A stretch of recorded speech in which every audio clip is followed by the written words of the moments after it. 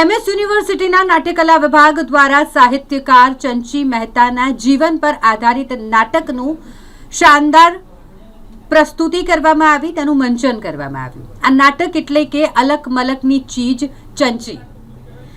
Maharaja Sayajirao university અને જેનું નાટ્યકલા વિભાગ દ્વારા આ વિશેષ કાર્યક્રમનું આયોજન કરવામાં આવ્યું હતું.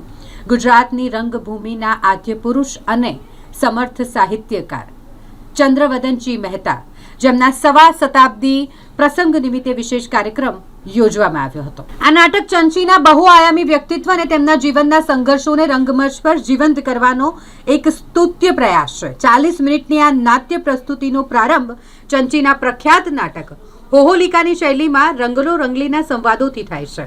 નાટકમાં ચંચીના આકાશવાણીના સંસ્મરણો, તેમની આશુ શક્તિ અને તેમના અંગત જીવનની ઉદારતાના પ્રસંગોને અત્યંત સંવેદનશીલતાથી વણી લેવામાં આવ્યા છે. ખાસ કરીને બ્રિટિશ શાસન સામેની તેમની નિડરતા અને ધારાસભા નાટક પરના પ્રતિબંધના કિસ્સાઓ આ પ્રસ્તુતિનું મુખ્ય આકર્ષણ છે.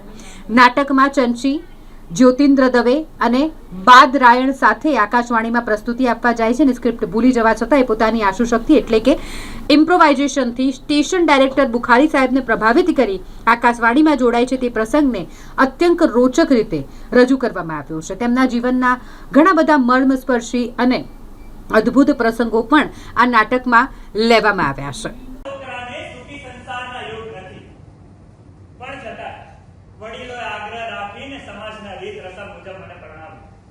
मैं बापूजी ने કહ્યું, બાપુજી મને આ બહુ ગમતી નથી. શું? અને લગનનો લાડુ મારે ખાવો નથી. શું કહે છે? આ સાંભળીને તેઓ મારા પર કાળું કે લગ્ન નહીં કરીને કરશો શું? બાપુજી તમે લખતા રહેશો, ઘર નહીં મંડાય. બાપુજી મારે લેખન પણ ભોર જવાના. અમારી વાત તો ચંદ્રવદન, લગ્ન તો કરવાના જ છે. મારે બીજું કશું જ નથી સાંભળવું. બસ એક જ વાત, લગ્ન કરવાના છે. બાપુજી હું બસ હવે કશું નથી સાંભળવું. બાપુજી ફરિયાદનો પહેલો આરોપ એમ મૂકવાનો, કોઈ પણ કારણ વિના મારી મરજી વિરુદ્ધ સતત 3 વર્ષથી મારો ત્યાગ કર્યો છે અને મારું ભરણ પોષણ કરવા માટે જરાક પણ દરકાર કરી નથી. અરે પણ આ બધું જૂઠાણું લખવું પડશે અને આગળ લખવાનું કે સખત માંદગીમાં મારો દરકાર ના કરી મને માનસિક ત્રાસ આપ્યો. પ્રતિવાદી કદી હિમાલય તરફ રખડ્યા કરે છે. અને હા, મહત્વની વાત, દાવાનો બધો ખર્ચ પ્રતિવાદી પોતે આપશે. અરે પણ આ બધું જરૂરી છે. ખાસ તો દેખીતું છે. અને છેલ્લે લખવાનું કે અમે બંને જણા કપટથી મળ્યા નથી.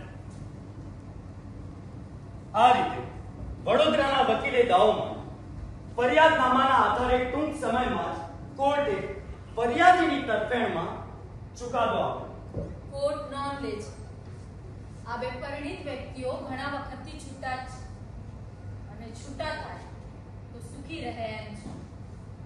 નમસ્કાર, હું અધ્યક્ષ નાટ્ય વિભાગ પ્રોફેસર દર્શન પુરોહિત. આજે 6 એપ્રિલ 2026 એટલે કે પ્રોફેસર ચંદ્રવદન ચીમનલાલ મહેતાને આજના દિવસે એમની વર્ષગાંઠ અને 125 વર્ષ એ પૂરા કરે છે. 125 વર્ષના ચંચી એ આજે પણ એટલા જ સાર્થક છે એક નાટ્યકાર તરીકે, સાહિત્યકાર તરીકે અને નાટ્યવિદ તો ખરા છે.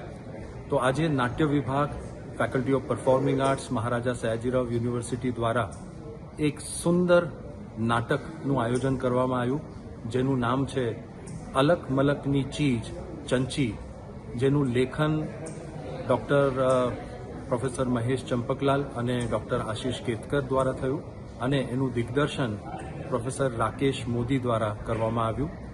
એ સુંદર નાટકની ભજવણી નાટ્ય વિભાગના વિદ્યાર્થીઓએ કરી અને ચંચીને આજે આપણે 125 વર્ષે યાદ કર્યા, એમને ઉજવ્યા. તો એ અનેરો આનંદ છે નાટ્ય વિભાગ માટે, ફેકલ્ટી માટે અને મહારાજા સયાજીરાવ યુનિવર્સિટી માટે. આ જ નાટકનું મંચન હવે પછી આજે જ સાંજે ચંદ્રવદન મહેતા સ્મારક સમિતિ, ગુજરાત વિશ્વકોશ ટ્રસ્ટના ઓડિટોરિયમમાં સાંજના 5:30 વાગે થવાનું છે. તો હું આપ સૌને નાટ્ય વિભાગ દ્વારા આમંત્રણ આપું છું અને અમદાવાદ વાસીઓને કહેવા માંગુ છું કે આપ જ્યાં હો અમદાવાદમાં, જો સાંજે આપ 5:30 વાગે વિશ્વકોશ પર આવી શકો તો ચોક્કસ આ નાટકને માણો. એવી આપ સૌને હાર્દિક નિમંત્રણ હું પાઠવું છું નાટ્ય વિભાગ તરફથી. આપનો ખૂબ ખૂબ આભાર અને ફરી પ્રોફેસર ચંચી મહેતાને વંદન કરીને હું વિરમું છું.